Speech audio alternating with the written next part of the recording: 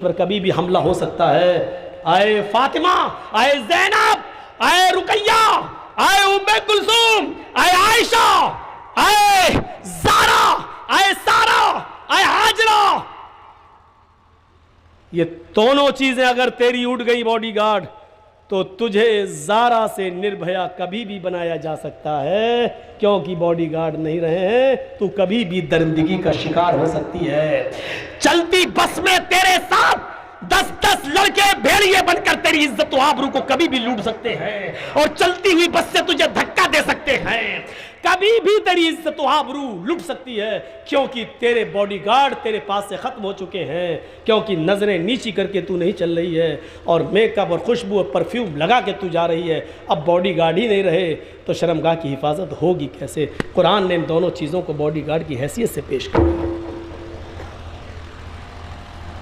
वह अहसनत फरजहा, और जो अपनी शर्मगाह की हिफाजत करती हो, 3 चीज़ें, जो 5 वक्त की नमाज पढ़ती हो और रमज़ान के पूरे महीने के रोज़े रखती हो और अपनी शर्मगाह की हिफाजत करती हो, वह अताअत बालहा, और चौथी चीज़ जो अपनी शौहर की खिदमत करती हो, इताअत व फर्मा बरदारी करती हो।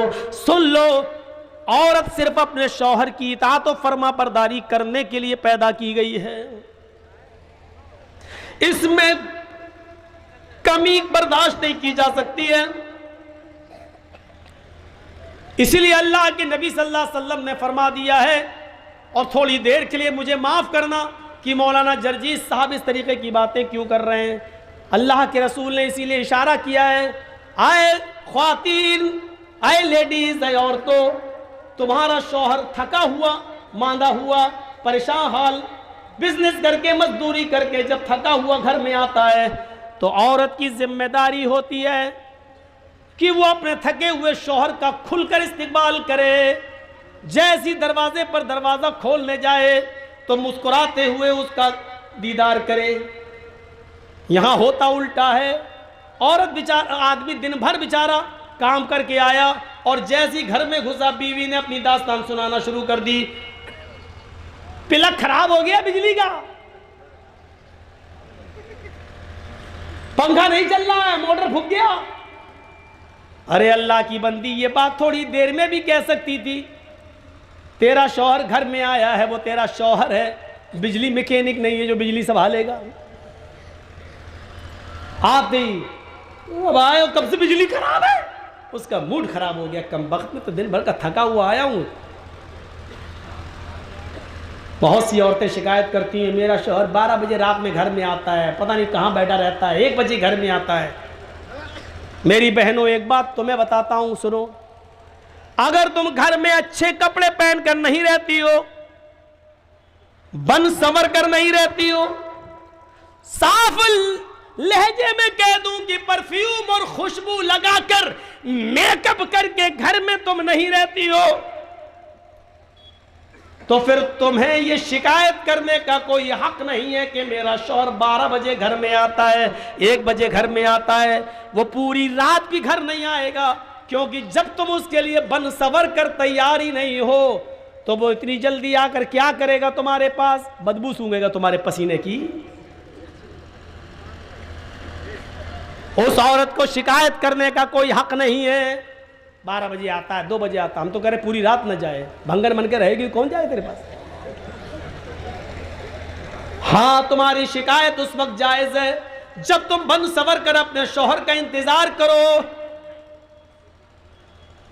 औरत लिपस्टिक भी लगा सकती है।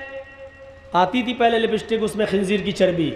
अब सारी कंपनियों ने कह दिया है कि हम ये लिख के देने के लिए तैयार हैं कि हमारी लिपस्टिक में चर्बी, खिंजीर की चर्बी, सूअर की चर्बी की आमेजिश नहीं है। कंपनियों ने इस बात का प्रमाण पेश किया है और गवाही दी है।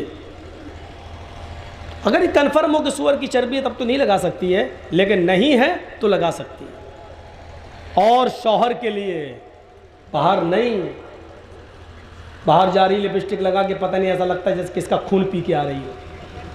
अपने घर में रहो, आदमी ज़्यादा से ज़्यादा यही समझेगा ना घर की अपने आदमी का खून पिया, वो तो पियो, वो तो रोज़ पी रही हो, तो कोई फर्क नहीं पड़ता।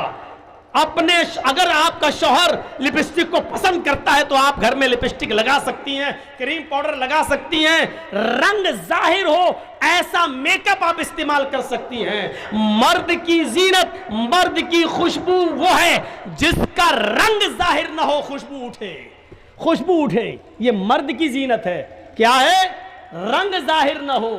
मसलन मर्द लिपस्टिक नहीं लगा सकता लेकिन खुशबू खूब लगाए, जितनी लगा सकता, जन्नतुल फिरदौस लगाए, ऊद लगाए, कस्तूरी लगाए, ये लगाए, खुशबू उड़ रही हो, मर्द लगा सकता है, लगा के कहीं भी जा सकता है। लेकिन औरत खुशबू लगा के घर से बाहर नहीं निकल सकती है। लेकिन औरत की जीनत उस मेकअप में है जिसका रंग जाहिर हो और खुशबू दबी हुई हो, खुशबू दबी हुई हो।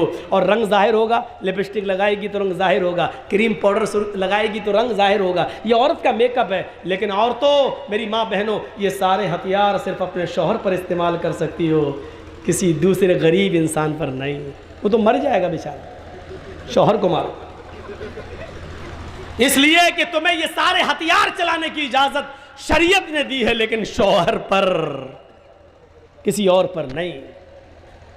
फरमाया तुम्हारा शौहर घर पे आता है तुम उसकी थकान दूर करो, हंस कर उसका इस्तेमाल करो, मुस्कुरा कर उसका जवाब दो। अब घर में आया बेचारा थका हुआ, देखा औरत किचन में घुसी हुई है, कपड़े सुखड़े हुए, एक पैसा बाहर जा रहा है, एक ऊपर जा रहा है, और बाल बिखरे पड़े हैं, किचन की गंदगी लगी हुई है। अरे तुझे मालूम है कि 5 बजे मेरा शौहर ऑफिस से आता तो 4 बजे तक तूने काम क्यों नहीं समेटे? अपने शौहर का इस्तेमाल अच्छे कपड़ों में, अच्छी खुशबू में, अच्छे मेकअप में क्यों नहीं किया?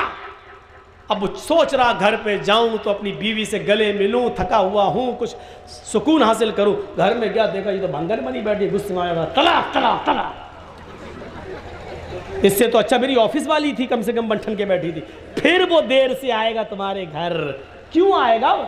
10-9 बजे क्यों बैठेगा तुम्हारे पास?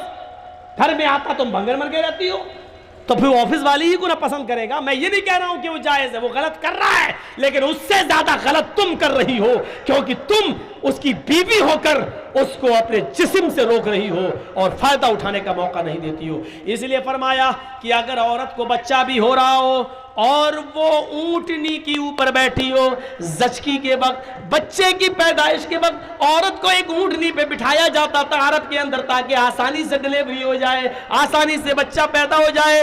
फरमाया अल्लाह के नबी ने, अगर तुम उस ऊंटनी पर भी बैठी हुई हो और तुम्हारे बच्चे का डिलीवरी का वक्त करीब हो और इस हाल में तुम्हें तुम्हारा शौहर हम बिस्तरी के लिए तुम्हें बुलाए, तुमसे वो ये चाहे कि वो अपनी बीवी से फायदा हासिल करे, तो आए औरत, तुझे उस वक्त भी अपने शौहर के पास जाना पड़ेगा, इसलिए कि उसके दिल में लगी हुई आग को तेरे अलावा कोई बुझा नहीं सकता है।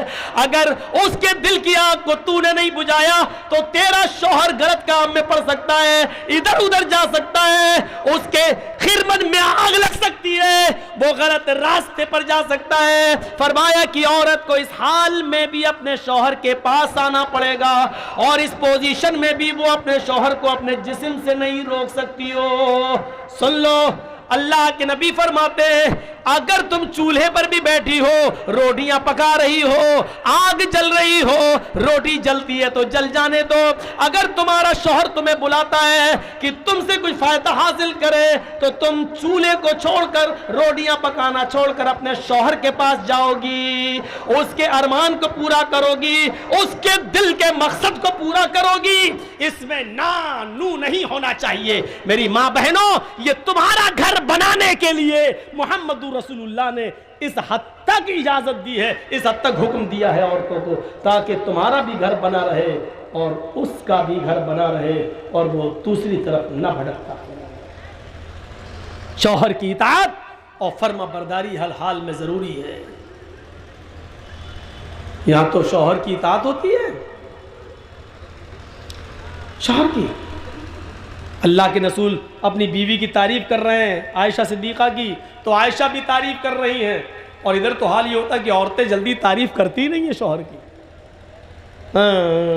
जिंदगी भर नाजो नेमतों से पालता रहा हो, एक मर्तबा उसकी आप मर्जी के खिलाफ काम कर दीजिए, या एक मर्तबा थोड़ा सा उसको पैसा वैसा कम मिल जाए, तो क्या कहेगी, ज़िंदगी में कभी सुकून मिला है तुम्हारे घर?